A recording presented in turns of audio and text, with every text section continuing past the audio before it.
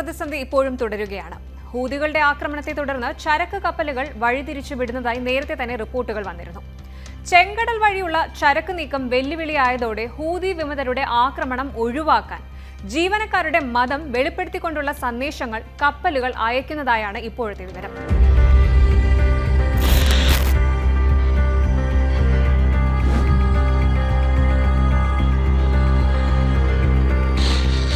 ഇറാന്റെ പിന്തുണയുള്ള ഹൂതികൾ ചരക്ക് കപ്പലുകൾക്ക് നേരെയുള്ള ആക്രമണം ശക്തമാക്കിയിട്ടുണ്ട്. ഇത് ചില കപ്പലുകളിൽ മുസ്ലിം ജീവനക്കാരെ മാത്രം ഉൾപ്പെടുത്താൻ പ്രേരിപ്പിക്കുന്നു.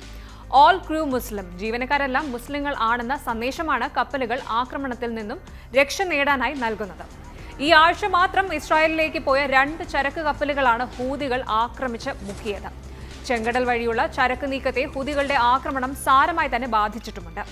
എണ്ണ അടക്കമുള്ളവയുടെ ചരക്ക് നീക്കത്തിൽ സുപ്രധാന പങ്ക് വഹിക്കുന്ന സമുദ്ര ഇടനാഴിയാണ് ചെങ്കടൽ. എന്നാൽ 2023 നവംബറിൽ യമൻ തീരത്ത് ഹൂതികളുടെ ആക്രമണം ശക്തമായതോടെ ഇതുവഴിയുള്ള ചരക്ക് ഗതാഗതം ഗണ്യമായി കുറഞ്ഞു.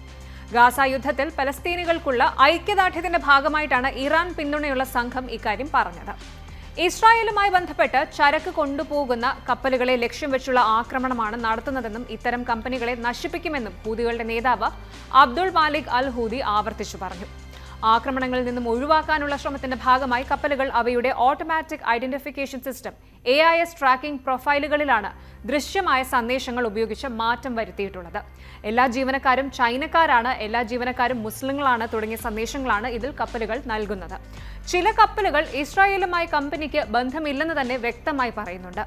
മെറൈൻ ട്രാഫിക്കിൽ നിന്നും LSEGയിൽ നിന്നുമുള്ള വിവരങ്ങളിലൂടെ ഇക്കാര്യം സ്ഥിരീകരിച്ചിട്ടുമുണ്ട്. ഇനി അപകട സാധ്യതകൾ നിലനിൽക്കുന്നതിനാൽ സുരക്ഷാ നടപടികൾ വെല്ലുവിളിയാകുന്നതായി സമുദ്ര സുരക്ഷാ സ്രോതസ്സുകൾ റിപ്പോർട്ട് ചെയ്യുന്നുണ്ട്. ആക്രമണ സാധ്യത കുറയ്ക്കാൻ കപ്പൽ കമ്പനികൾ അസാധാരണമായ ശ്രമങ്ങളാണ് നടത്തുന്നത്. എങ്കിലും ഇത്തരം ശ്രമങ്ങൾ കുറഞ്ഞ അളവിൽ ചരക്ക് കപ്പലുകളെ ആക്രമണങ്ങളിൽ നിന്നും രക്ഷിക്കുന്നുണ്ടെന്നാണ് പലരും പറയുന്നത്. ഹൂതികൾക്ക് വിപുലമായ രഹസ്യാന്വേഷണ സംവിധാനങ്ങളുണ്ടെന്നാണ് കരുതുന്നത്. ഈ ആഴ്ച ഹൂതികൾ മുക്കിയ 2 കപ്പലുകളും കഴിഞ്ഞ വർഷം ഇസ്രായേൽ തീരത്ത് നങ്കൂരമിട്ടവയായിരുന്നു എന്നാണ് റിപ്പോർട്ട്.